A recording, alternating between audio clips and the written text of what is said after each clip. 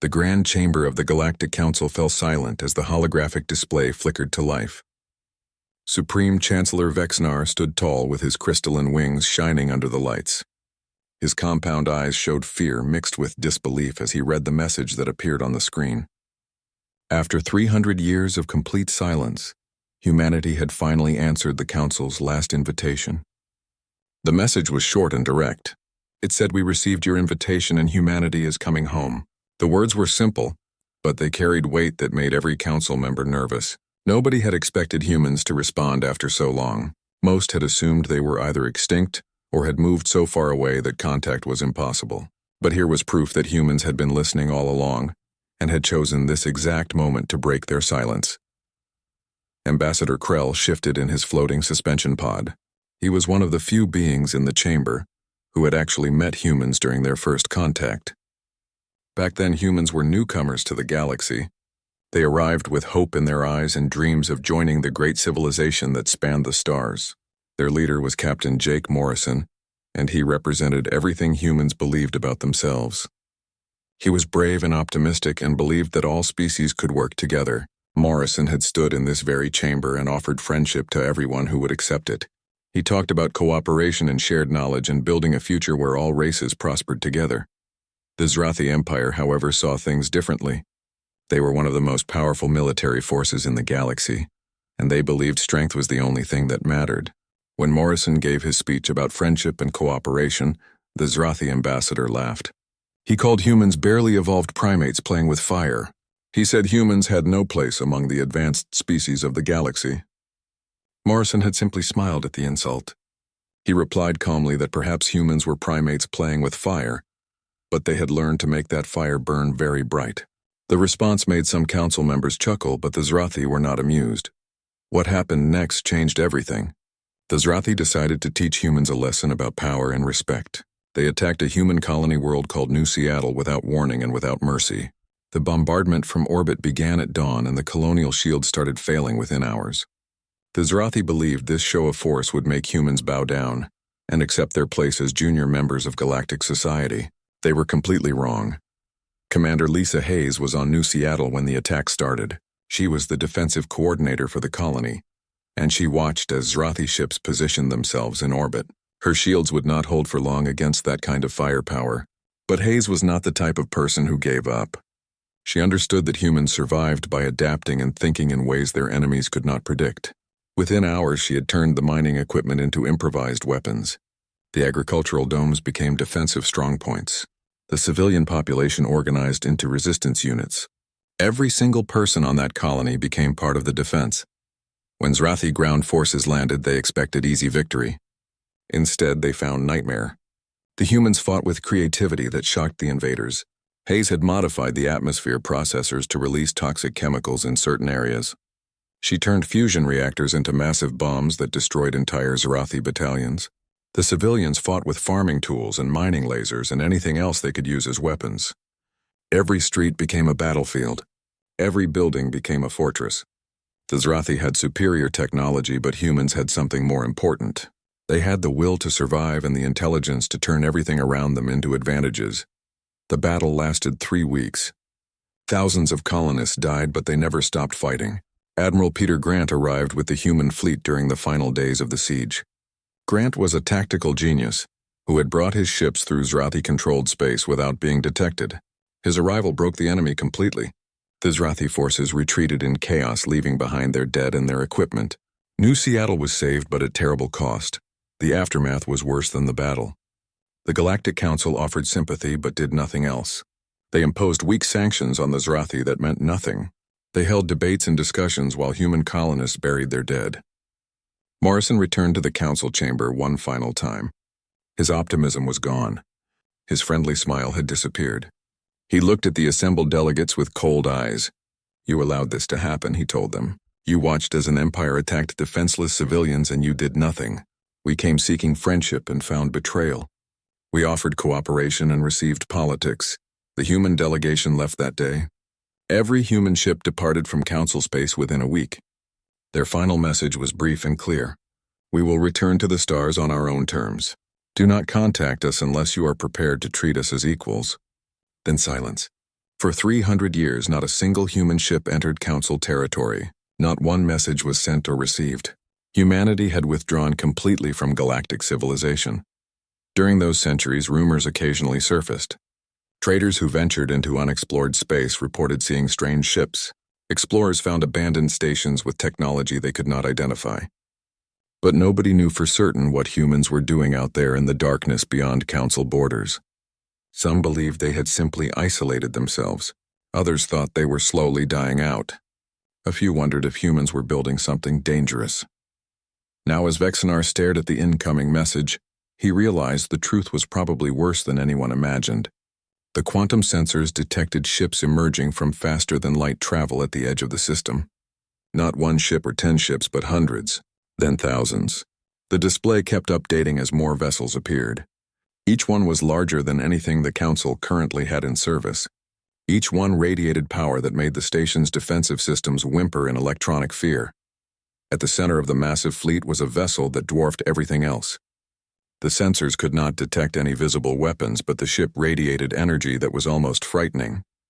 Its name was written across the bow in letters that seemed to glow with their own light. Humanity's voice. The name was both a promise and a threat. Humanity had found its voice again, and the galaxy would have to listen. A communication request came through standard channels. Vexnar accepted it with a gesture that he hoped looked more confident than he felt. A hologram appeared in the center of the chamber.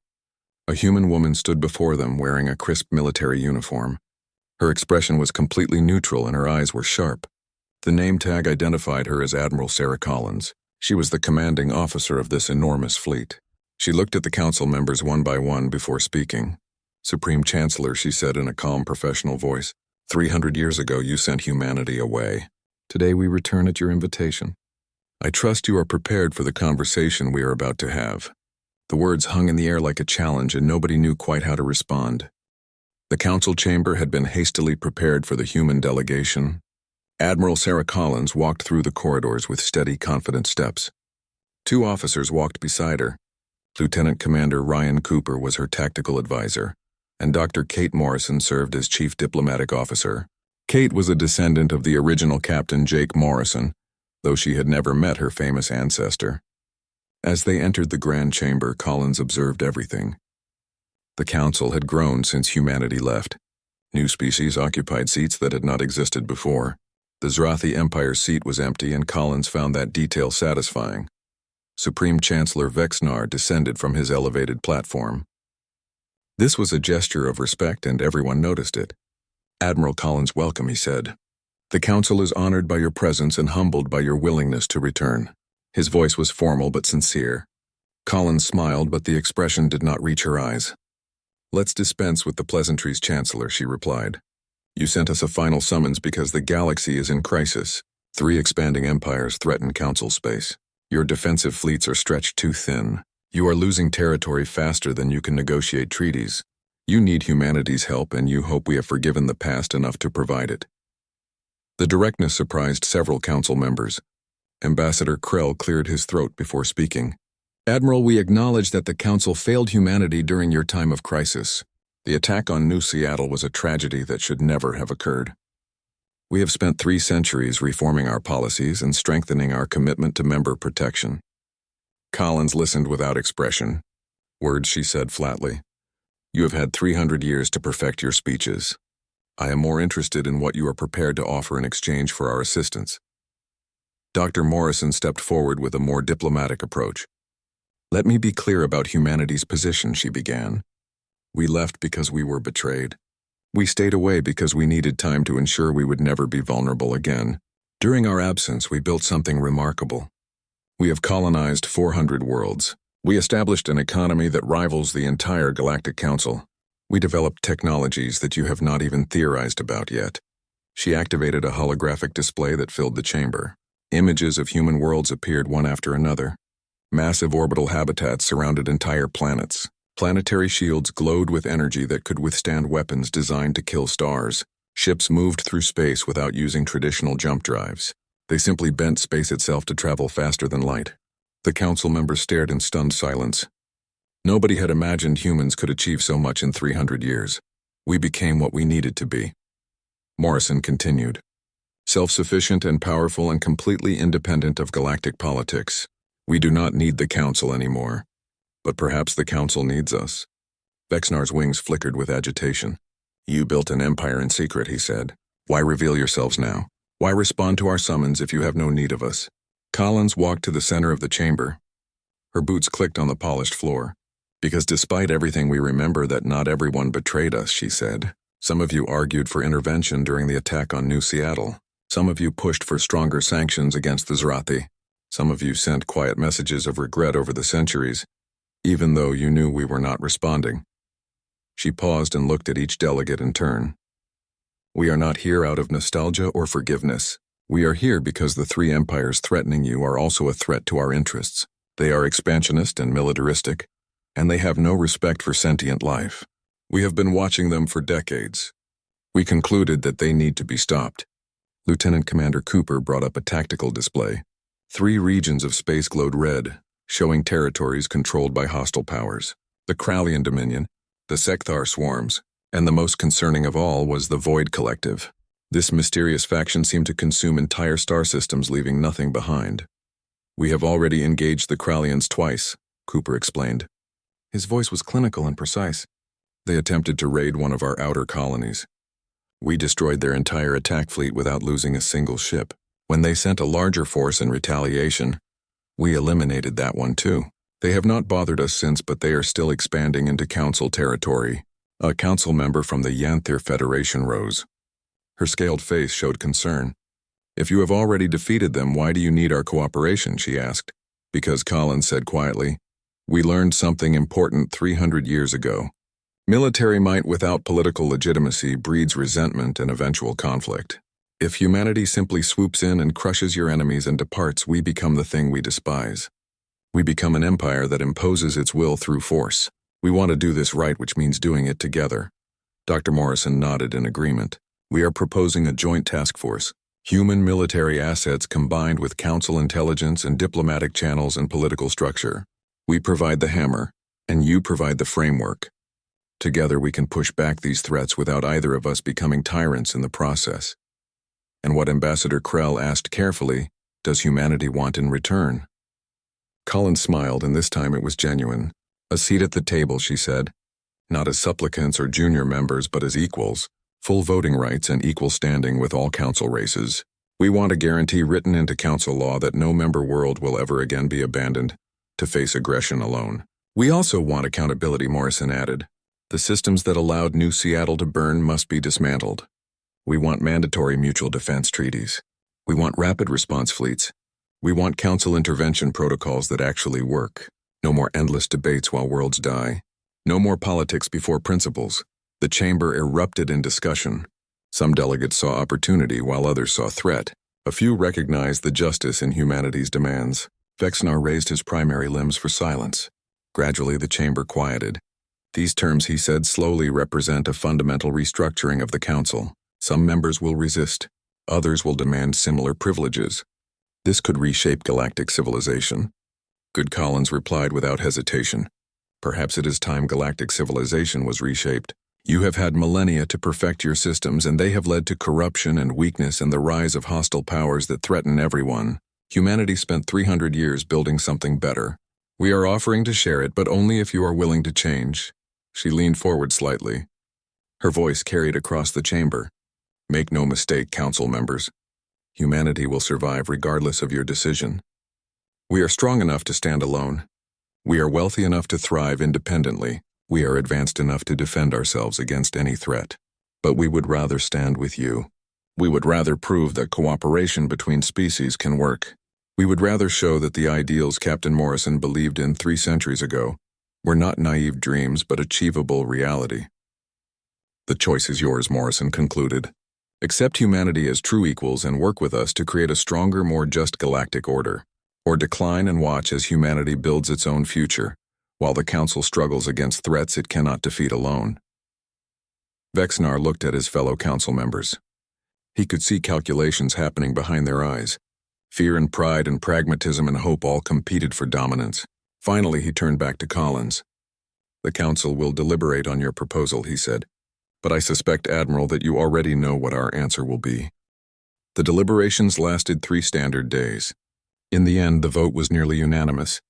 Only 2 council members abstained, and both came from species whose homeworlds had historical problems with humanity. Even they acknowledged that survival was more important than pride. Admiral Collins stood before the council once more, but this time with the full authority of a recognized equal. Beside her stood Lieutenant Commander Cooper, along with Colonel Ben Walker, who commanded humanity's elite strike forces. Chief Engineer Laura Phillips was also present. She was the genius behind many of humanity's most advanced weapon systems. Our first target, Collins announced as the tactical display lit up the chamber, is the Krallian Dominion. They are the weakest of the 3 threats, but also the most predictable. Their strategy relies on overwhelming force and brutal intimidation.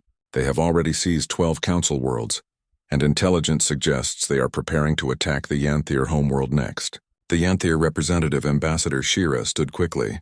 Her scales moved with agitation. Our defensive fleets are positioned around our home system, she said.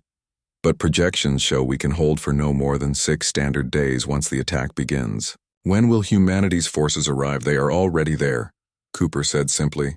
The chamber fell silent. Shira's scales rippled with confusion. Impossible, she said. Our long-range sensors show nothing unusual in our system. Phillips smiled. That is because you are looking for ship's ambassador. We prefer a more subtle approach.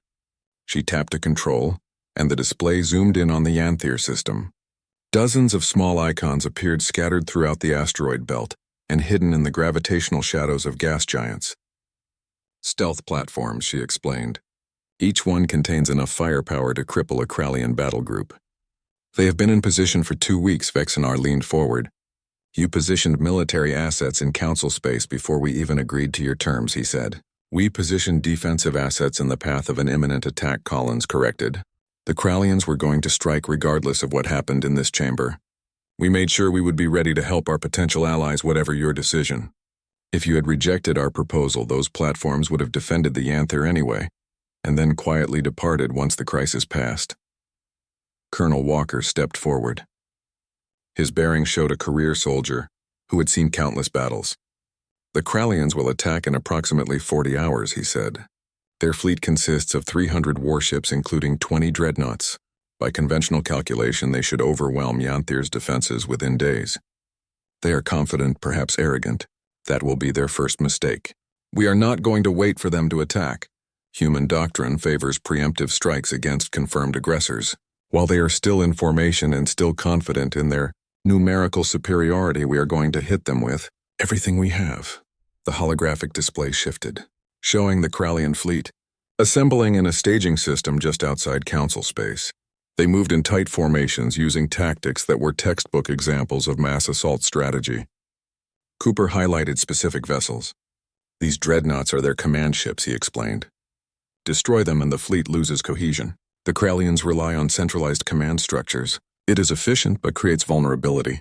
What is the plan? Asked Ambassador Krell. His earlier skepticism had been replaced by genuine interest.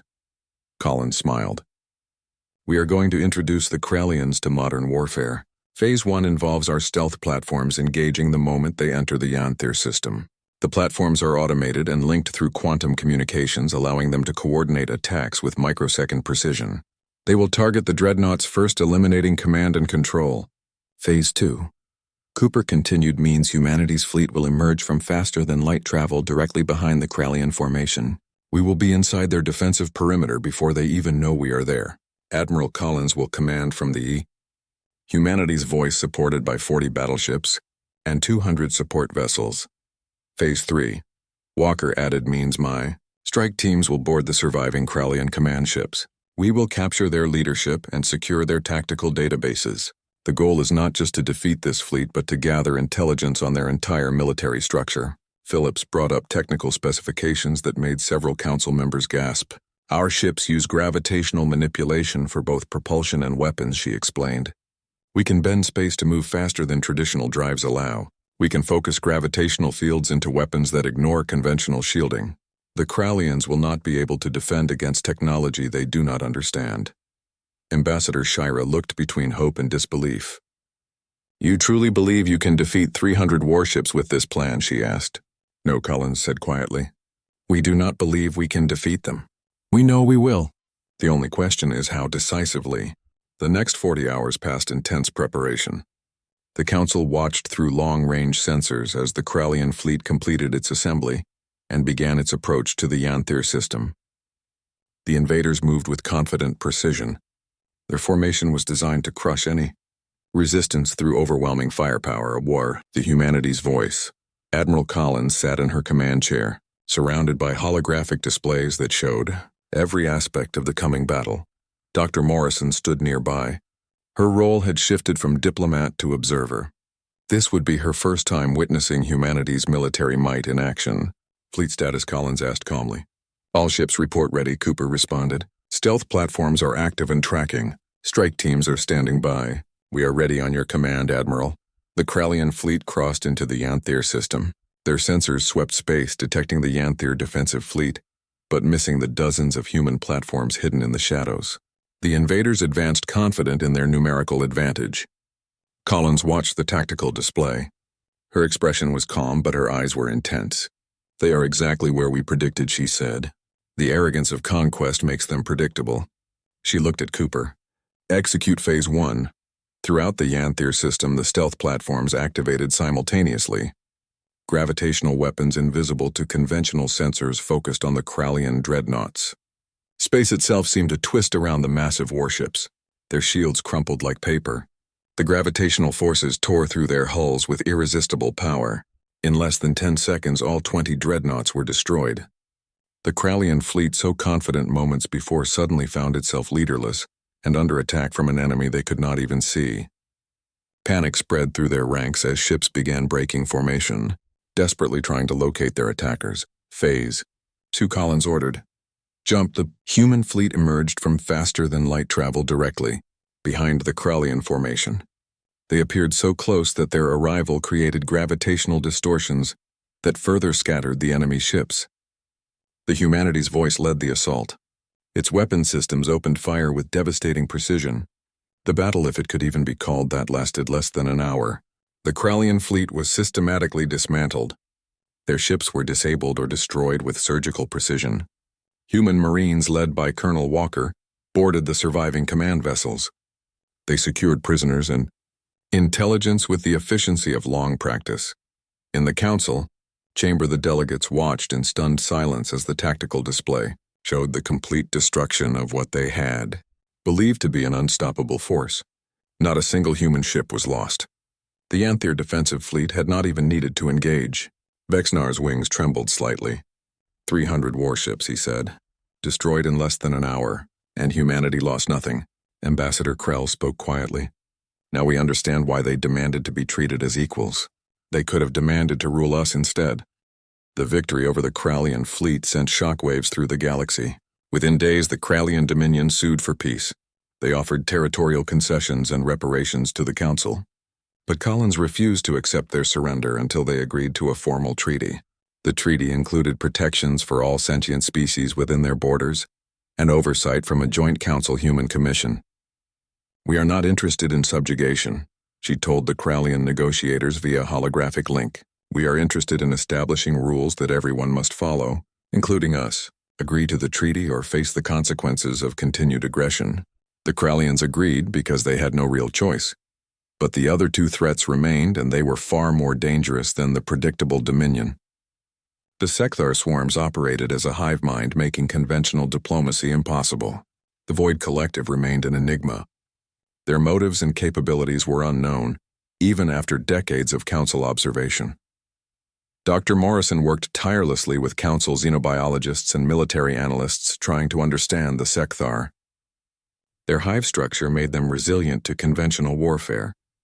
Destroy 1,000 ships and the hive simply grew 1,000 more. They consumed resources from conquered worlds with terrifying efficiency. They turned entire planets into breeding grounds for new warriors. We cannot fight them the same way we fought the Krallians, Morrison explained during a strategy session. The Sekthar do not have leadership to decapitate. They do not fear death because individual drones are expendable. They are not driven by politics or pride. They are driven only by biological imperatives to expand and consume. Colonel Walker studied the intelligence reports with growing concern. We have faced hive minds before during our expansion years, he said. The key is finding the queens, the reproductive nodes that sustain the swarm. Kill enough queens and the swarm collapses from lack of reinforcement. The problem Chief Engineer Phillips added is that the queens are hidden deep within Sekthar-controlled space. They are protected by layers of warrior drones. We would need to fight through millions of defenders to reach them. Even our technology has limits when facing those numbers. Admiral Collins listened to the debate, then made a decision that surprised everyone. "We are not going to attack the queens," she said. "We are going to talk to them." The room fell silent. Cooper spoke carefully. "Admiral, the Sekthar do not communicate. They have ignored every diplomatic overture the Council has attempted." "They ignored Council diplomacy," Collins corrected, "because the Council approached them as competitors for resources. But what if we offered them something they actually need? What if we could provide a solution to their expansion imperative that does not require consuming inhabited worlds?" Dr. Morrison understood immediately. "The uninhabited systems," she said. "We have cataloged hundreds of star systems within Council space that have no sentient life, but abundant resources. If we could redirect the Sekthar to those systems instead of attacking populated worlds, we would solve their resource needs while protecting inhabited space." "Exactly," Collins said. "But we need to communicate this in a way the queens will understand, not through words or traditional diplomacy, but through actions and demonstration." The plan was audacious. A single human ship would approach the Sekthar border carrying terraforming technology and resource mapping data. The ship was called Pathfinder, and it was a diplomatic vessel. Lieutenant Commander Ryan Cooper volunteered to lead the mission despite the obvious dangers. If the Sekthar attacked, the ship would defend itself but not pursue. If they ignored it, the ship would wait. If they showed curiosity, Cooper would attempt communication through mathematical concepts and resource distribution models. The Council watched nervously as the Pathfinder entered Sekthar space. For 3 days, nothing happened. Then slowly, Sekthar scouts began approaching the human vessel. They circled it and studied it but did not attack. Cooper broadcast the resource data continuously. He showed rich uninhabited systems that the Sekthar could claim without conflict. On the 4th day, something unprecedented happened. A Sekthar Queen ship emerged from deeper space. The vessel was massive and organic-looking. It approached the Pathfinder and positioned itself alongside. Cooper held his breath. Then incredibly, the Queen began transmitting data back. Not words, but mathematical patterns and chemical formulas and resource requirements. "They are communicating," Morrison breathed as she watched from the Council chamber. "The Queens are intelligent enough to understand the offer. They are showing us what they need to survive and expand without conflict." Over the next weeks, Cooper negotiated with the Sekthar Queens through this strange mathematical diplomacy. Humanity would provide technology to accelerate terraforming of uninhabited worlds. The Council would designate specific uninhabited systems for Sekthar expansion. In return, the swarms would withdraw from all occupied worlds and cease attacks on sentient populations. It worked. The Sekthar began pulling back from conquered territories. They redirected their expansion into the designated systems. Worlds that had been consumed began to recover as the swarms departed. The Council could barely believe it. Humanity had accomplished what seemed impossible. They had achieved peaceful coexistence with a hive mind. But the Void Collective remained. Unlike the Krallians or the Sekthar, the Collective showed no interest in negotiation or resource management or any comprehensible motive. They simply advanced through space, consuming entire star systems. They did not seem to do it for resources, but seemingly for the act of consumption itself. Admiral Collins studied the reports about the Collective with growing unease. This enemy was different, more dangerous, and possibly beyond even humanity's ability to defeat through conventional means. "We have been analyzing their expansion pattern," Phillips explained during a briefing. "They are not random. The Collective targets specific types of star systems, those with unusual quantum signatures in their stellar cores. We think they are harvesting something fundamental from the stars themselves." "Energy?" Morrison asked. "More than that," Phillips replied. "We think they are consuming space-time itself. Each system they harvest becomes unstable at a quantum level. Eventually, these systems will collapse into artificial black holes. The Collective is not just attacking the galaxy. They are fundamentally altering the structure of local space." The implications were staggering. If the Collective continued unchecked, they could destabilize entire sectors of the galaxy. This was not just a military threat or a resource competition. It was an existential crisis for all galactic civilization. Collins made her decision. "We need to capture one of their vessels intact," she said. "Study it. Understand what they are and what they want. Only then can we determine how to stop them." Colonel Walker nodded grimly. "That means boarding action against an enemy we know nothing about," he said. "This will be the most dangerous mission we have attempted since returning to the galactic stage." "Then we had better make sure we do it right," Collins replied. "Because if we fail, there might not be a galaxy left to save." The operation was named Revelation. It required resources from both humanity and the Council, working in perfect coordination. A joint task force assembled at the edge of Void Collective territory. Human warships combined with Council support vessels.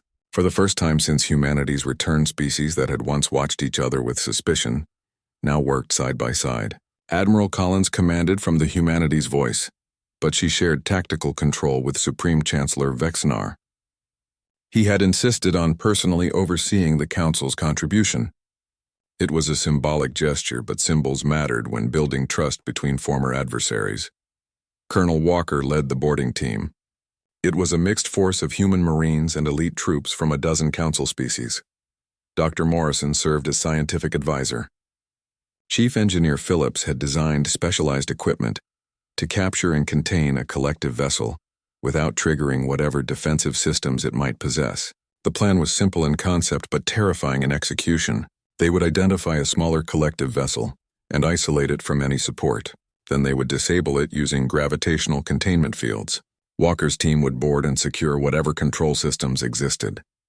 They would plant quantum beacons that would allow tracking of the vessel's communications with the larger collective network. What if there are no control systems? Asked a Yanthir warrior. What if the collective ships are automated or operate through principles we do not understand? Then we improvise, Walker replied with a grim smile. Humans are very good at that.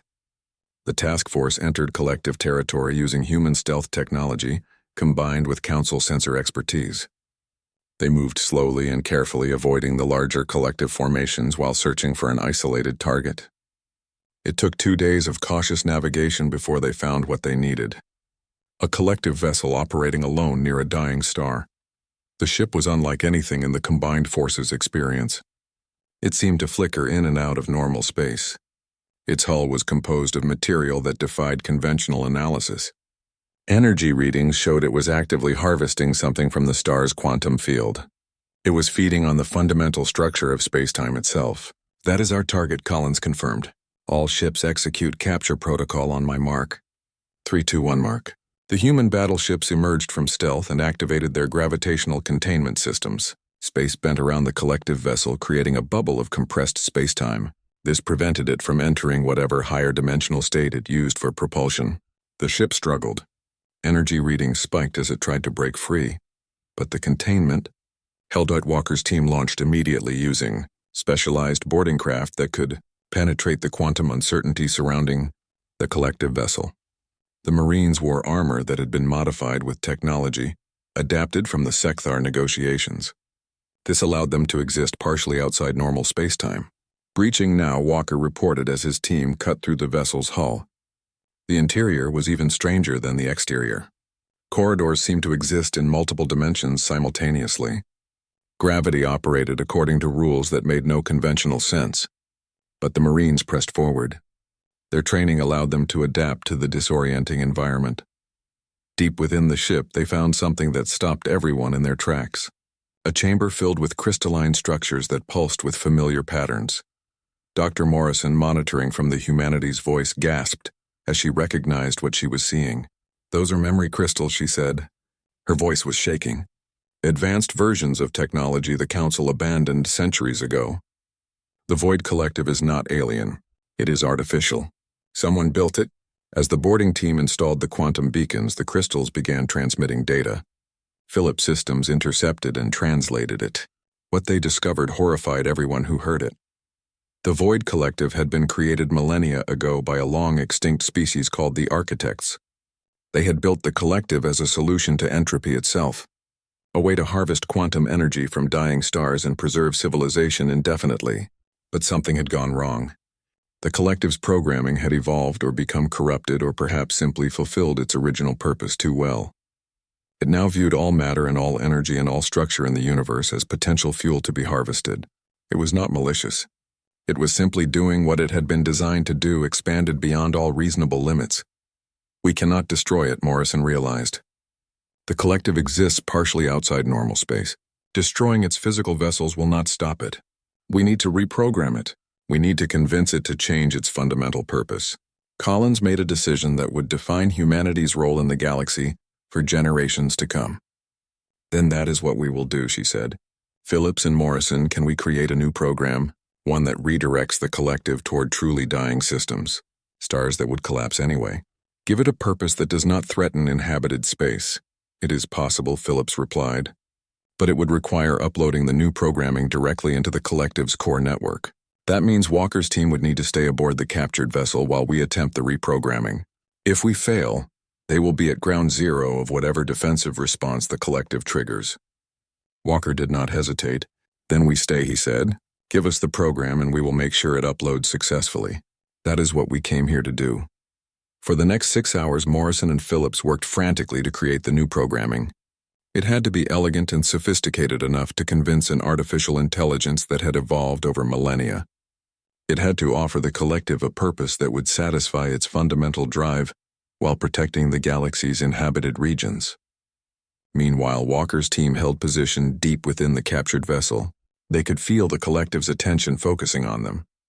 Its vast intelligence was probing their presence. Walker spoke quietly to his team. Remember what we are doing here, he said. Not just for humanity, but for every species in this galaxy. We are proving that different peoples can work together to solve impossible problems. The program was ready. Phillips transmitted it to Walker's position, and the team began the upload process. The crystalline structures pulsed violently as the new code integrated with the collective's existing systems. Energy readings spiked across all spectrums. For a terrifying moment, it seemed the entire vessel would explode. Then suddenly everything went still. The flickering stopped. The quantum uncertainty stabilized. Throughout collective-controlled space, thousands of vessels changed course simultaneously. They began moving away from inhabited systems. They redirected toward truly dead stars. Systems that had already exhausted their nuclear fuel and were collapsing toward inevitable doom. The collective had accepted the new programming. More than that, it seemed to embrace it. The artificial intelligence had been given a purpose that aligned with preserving life, rather than consuming it. In its own strange way, the collective was grateful. Walker's team evacuated the captured vessel as it began transforming and adapting to its new purpose. They returned to the humanity's voice to cheers from the combined human and council forces. The mission had succeeded beyond anyone's expectations. Back in the council chamber, Supreme Chancellor Vexnar addressed the assembled delegates alongside Admiral Collins. The Chancellor's wings spread in a gesture of respect and acknowledgement. 300 years ago, he said, this council failed humanity in their hour of need. We stood by while they suffered. We offered words instead of action. We watched as they withdrew from galactic society. Today, humanity has taught us what true strength means. Not domination or conquest, but cooperation. Not revenge, but justice. Not isolation, but engagement on equal terms. He turned to Collins. The Krellians have been transformed from conquerors to treaty partners. The Sector have become allies rather than enemies. And the Void Collective, perhaps the greatest threat the galaxy has ever faced, has been reprogrammed into something that might actually save us from eventual heat death. All of this accomplished through wisdom and creativity and courage. Collins stood beside him, addressing the council with the same honesty she had shown from the beginning. We did not do this alone, Chancellor, she said. Every victory we achieved involved council resources and council intelligence and council personnel fighting beside us. The reforms you demanded we help implement. The accountability we insisted upon. These were not punishments. They were necessary evolutions. You are already becoming the council we hoped you would be. Dr. Morrison stepped forward. Her voice carried pride and hope. My ancestor, Captain Jake Morrison, believed that humanity's place in the galaxy should be earned through cooperation and mutual respect. He died believing that dream had failed. Today we have proven that he was right all along. It just took us 300 years to be ready to prove it. Ambassador Krell, who had witnessed both humanity's departure and their return, spoke with emotion unusual for his species. I was there when Captain Morrison left this chamber for the last time, he said. I saw the disappointment in his eyes, the death of hope. But I also saw determination. He told me privately that humanity would return someday. He said we will come back when we are strong enough to protect ourselves and wise enough to forgive you. Today I finally understand what he meant. The vote was unanimous. Humanity was formally recognized as a full member of the Galactic Council, with all rights and responsibilities and privileges that entailed. The new mutual defense treaties were ratified. The rapid response protocols were implemented. And perhaps most importantly, a new era of cooperation began. It was built on the foundation of lessons learned through failure and redemption earned through action. Aboard the Humanity's Voice, Collins stood on the observation deck with her senior officers. They watched as council ships and human vessels maneuvered together in joint exercises. This was the beginning of an integrated defense force that would protect all member worlds equally. "What do you think happens next?" Lieutenant Commander Cooper asked. Collins smiled. "Now we do the hard part," she said. "We prove that this unity can last, that different species with different histories and different priorities can actually work together for the common good.